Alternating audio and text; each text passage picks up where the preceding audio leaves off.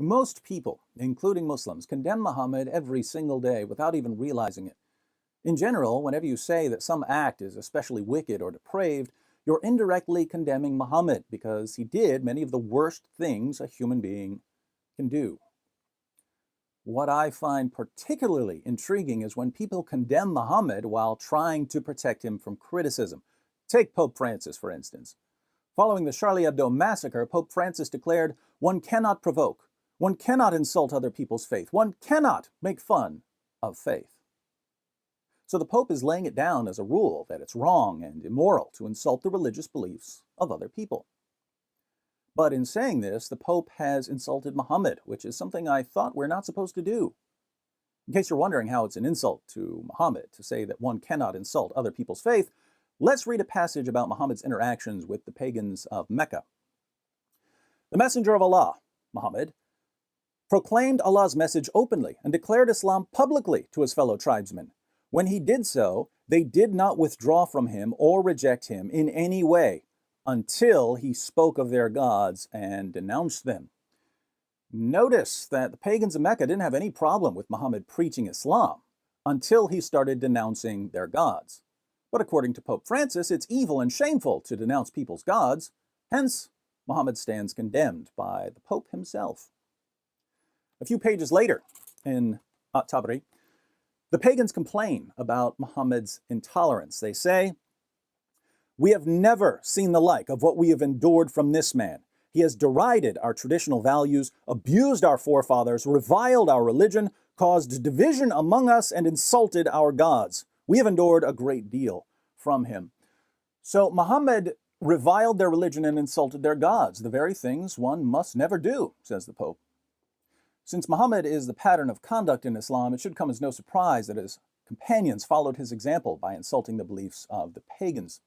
If you've got your kids watching this with you, you might want to cover their ears for a moment unless you're ready to explain some details about female anatomy.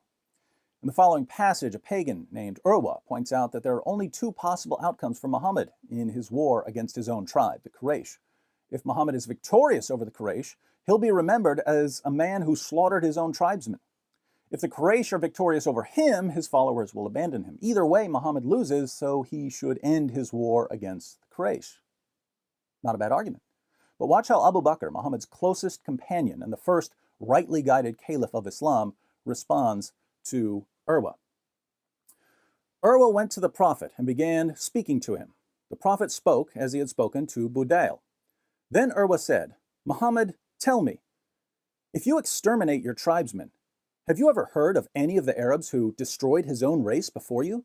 And if the contrary comes to pass, by Allah, I see both prominent people and rabble who are likely to flee and leave you." Abu Bakr said, "Go suck the clitoris of Alat. Would we flee and leave him?" Alat was a goddess worshipped by Urwa. So Abu Bakr answers Urwa's entirely reasonable point with an extraordinarily offensive insult against Urwa's religious beliefs. "Go perform oral sex on your goddess, Urwa." Can you imagine the international riots, the destruction of property, the loss of life that would result if a prominent person made remarks about Muslims performing oral sex on Allah or on Muhammad, or Muhammad performing oral sex on Allah? People would die for doing exactly what one of the greatest Muslims in history did in the presence of Muhammad. But Muhammad and his followers didn't stop at insults. When they conquered Mecca, they smashed the 360 idols that surrounded the Kaaba. Now, those idols were quite precious to the pagans of Arabia. The idols were the heart of their religious devotion. Muslims smashed them. Here we are, nearly 14 centuries later, and people die if someone plans to burn a Quran. So it's perfectly acceptable to destroy objects that are central to a religion unless the religion happens to be Islam.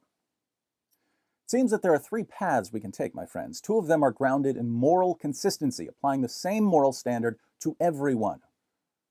The first, morally consistent option is to say that if it was okay for Muhammad and his companions to insult the religious beliefs of others and to destroy their idols, then it's acceptable for non-Muslims to insult Islam.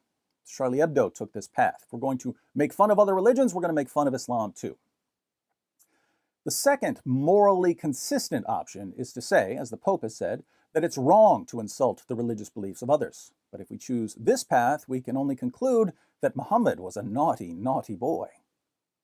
Since it's an insult to Islam to say that Muhammad was a naughty, naughty boy, this option self-destructs. You can't make a rule against insulting religions if the rule itself is an insult to religions. The third option is the path of moral inconsistency, double standards, one set of rules for Muslims and a completely different set of rules for everyone else. This path, the path that says that certain things are wrong for the rest of us, but that Muslims can do them all they want, this is the path of Sharia, a path that many politicians and news networks are all too eager to send us down. Because the second option self-destructs, we're left with either the morally consistent position that it's perfectly acceptable to make fun of Muhammad, or the morally inconsistent position of Sharia. If you're considering Sharia, you might want to take a vacation to the Islamic State for a few months so you can experience Sharia in all its brutal glory. Then, if you somehow make it out of the Islamic State with your head still attached to the rest of your body, and you choose the path of moral consistency, no special treatment for Islam, this doesn't mean you have to insult anyone's religion, or that you have to like the cartoons of Charlie Hebdo. It simply means that when a Muslim demands a rule, moral or legal, against insulting his religion, your response must be, "My Muslim friend, I am not, never have been, and never will be your dhimmi.